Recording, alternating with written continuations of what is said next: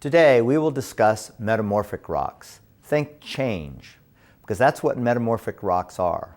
When other rocks are exposed to heat, pressure, or chemical alteration, that's when you get metamorphic rocks. There are two types of metamorphism. Regional metamorphism, which occurs on a large scale. Regional metamorphism is caused by pressure and heat. And then there's contact metamorphism. Contact metamorphism is caused by heat. Think of if you were right next to a lava, you would get heated up a bit, and that's contact metamorphism. Now we can relate the metamorphic rocks to the parent rocks. For example, a sandstone, a sedimentary rock, if it's metamorphosed, exposed to heat, pressure, and chemical change, it forms a quartzite. A limestone will form a marble. A granite will form a gneiss. Shale or basalt will form schist. One of the things to think about is how metamorphic rocks are related to plate tectonics. Let's go back to that divergent plate boundary where hot magma is coming up.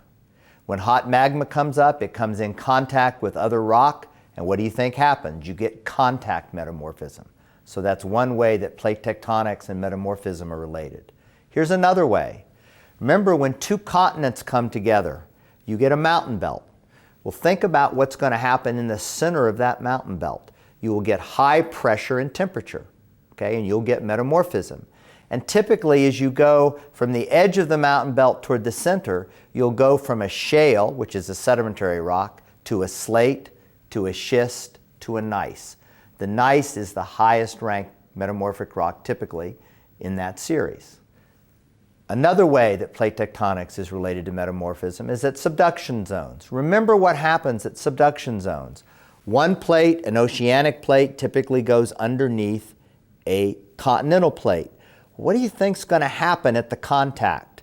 You're pushing two plates together, you get very high pressure, relatively low temperature. So you find high pressure, moderate to low temperature types of metamorphism. This is regional metamorphism.